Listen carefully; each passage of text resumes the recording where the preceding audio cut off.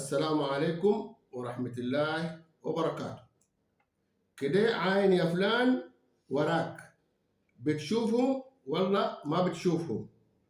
الظاهر فتحوا لنا. يا أخي أفتح لهم. وين العمال اللي كانوا شغالين هنا؟ والله فتحوا للشغل، أي تسربوا حتى إذا أدركه الغرق. ما هو الفرق بينها وبين فتحت؟ حتى إذا فتحت تعني تسربوا بالخلا. البهائم سربت أي تسربت بالخلا أو الحدب للرعية.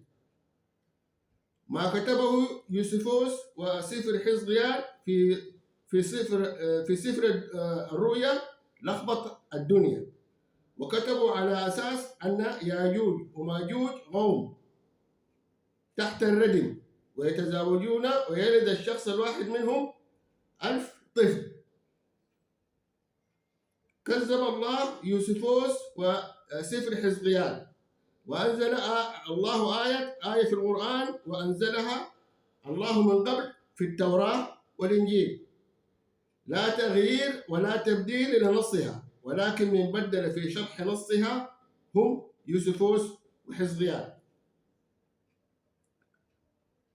جزء من الآية: ووجد دونهما قوما قالوا يا ذو القرنين إن ياجوج وماجوج مفسدون في الأرض. انطلق يوسفوس وحزقيال على أساس أن ياجوج وماجوج قوم، بينما لم يذكر الله في الآية أن ياجوج وماجوج قوم. ربنا هنا طوال جاب قوم وجاب ياجوج وماجوج، ما قال قوم ياجوج وماجوج.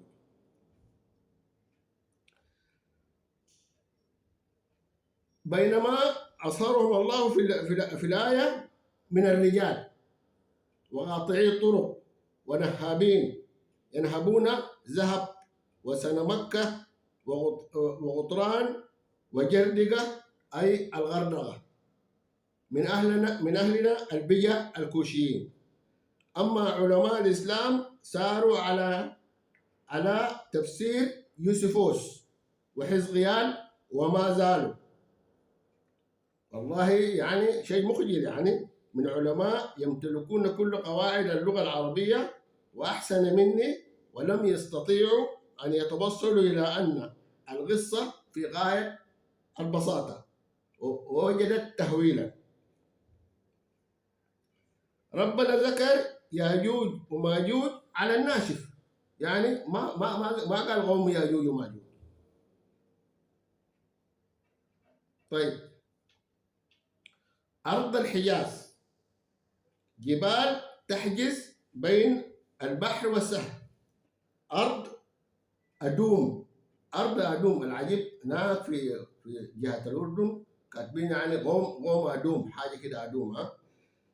أرض الدوم، أرض الذهب، أرض الملح، أرض الحديد، أرض الثعابين، أرض الجبال الحمر، أرض الجبال السود، أرض الأسود، أرض الغزلان، نهر التماسيح،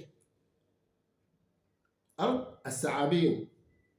هذه الأسماء كان في الماضي هي على جوجل ماب المسافر، يعني المسافر أو اللي عايز يرحل لازم ياخذ معاه اسماء المناطق، وهو في السير يتاكد انه هو ماشي في الطريق الصحيح. طيب، سي اودان سي معناه بحر، اودا امطار، ودان ارض، يعني السودان ما جاي من السودان وعكسها بيضان، سودان بيضان. يعني السودان هو أرض السماوات والأنهار السودان، وليس كما قال الجاحظ سودان بيضان. كلمة عنصرية.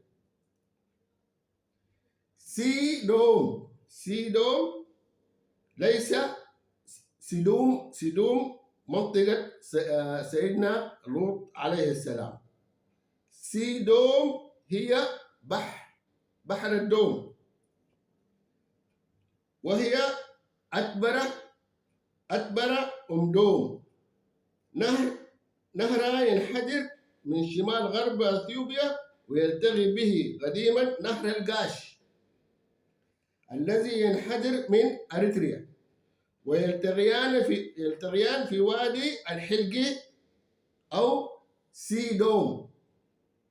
سيدوم، حيث التقى سيدنا موسى عليه السلام بذي القرنين الخضر عليه السلام.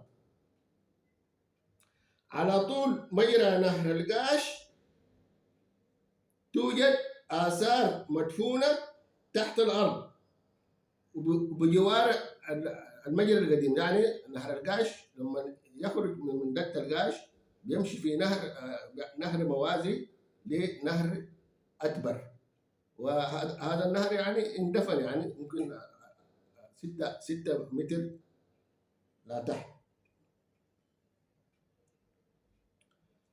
وزي ما قلنا توجد بجوار المجرى القديم آثار مدفونة. وفي حدب سيدوم توجد مغابر منذ آلاف السنين.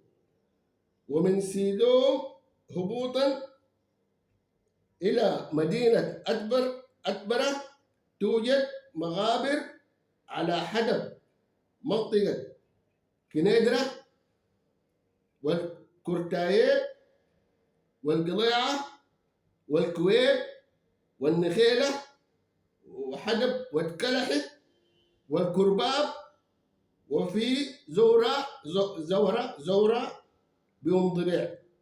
كما توجد مغابر قديمة عند فرق الدربين بالقرب من عطبرة أو أكبر.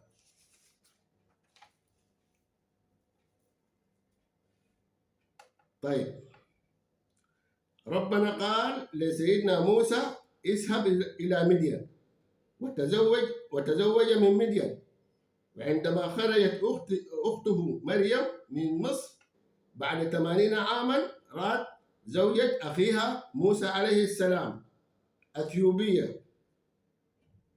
وطبعا نسبة للأرض الواسعة والأرض المجهولة، ذلك المجهول، اعتقدت مريم أن بلاد البية هي أثيوبيا، ولم تعرف أن زوجة سيدنا موسى عليه السلام هي من قومها وقريبتها.